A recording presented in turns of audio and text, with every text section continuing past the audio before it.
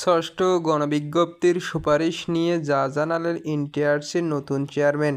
বিস্তারিত আলোচনায় যাওয়ার পূর্বে এখনও যারা আমাদের চ্যানেলটি সাবস্ক্রাইব করেননি অবশ্যই চ্যানেলটি সাবস্ক্রাইব করুন এবং পাশে থাকা বেল আইকনটি অন করে দিন। বেসরকারি শিক্ষা প্রতিষ্ঠানে অর্ধ লাখের বেশি শিক্ষক নিয়োগের ষষ্ঠ গণবিজ্ঞপ্তির সুপারিশের কার্যক্রম শেষে এখন সুপারিশের প্রকাশের অপেক্ষা। চলতি সপ্তাহের যে কোনো দিন গণবিজ্ঞপ্তির সুপারিশ হতে পারে বেসরকারি শিক্ষক নিবন্ধন ও প্রত্যয়ন কর্তৃপক্ষ বা এনটিআরসির সূত্র জানিয়েছে। এনটিআরসির নতুন চেয়ারম্যান আমিনুল ইসলাম বলেছেন, নিয়োগের সুপারিশ দ্রুত সময়ের মধ্যে করা হবে। আমরা আমাদের কাজ শেষ করেছি, বিষয়টি এখন টেলিটক দেখছে। টেলিটকের কাজ শেষ হওয়ার পরপরই নিয়োগ সুপারিশ করা হবে।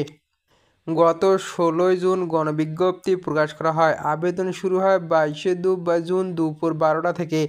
আবেদন চলে 10 জুলাই রাত 12টা পর্যন্ত। তবে 13 জুলাই পর্যন্ত প্রার্থীরা টাকা জমা দিতে পেরেছেন।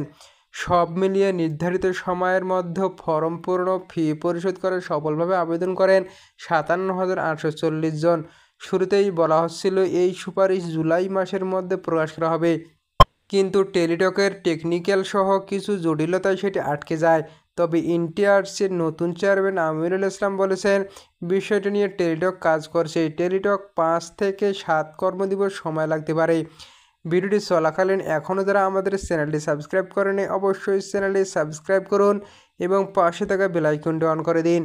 আগের চেয়ারম্যান মোহাম্মদ মফিজুর রহমান কয়েকদিন আগে বলেছিলেন তারা কাজ করছেন, এতে কিছুদিন সময় লাগতে পারে।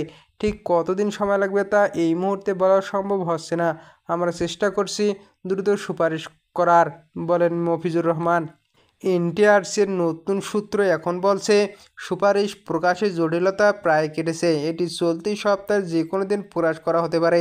ষষ্ঠ গণবিজ্ঞপ্তিতে স্কুল ও কলেজে 46,211টি পদ, মাদ্রাসায় 53,501টি এবং কারিগরি ও ব্যবসায় ব্যবস্থাপনা প্রতিষ্ঠানে 1,110টি উল্লেখ করা হয়। বিজ্ঞপ্তি অনুযায়ী একজন প্রার্থী শূন্য পদের তালিকা থেকে তার আবেদনের সর্বোচ্চ 40টি প্রতিষ্ঠানে পছন্দ দিতে পেরেছেন। আজ এ পর্যন্তই। আমাদের চ্যানেলে সাবস্ক্রাইব করুন নতুন নতুন সংবাদ পেতে।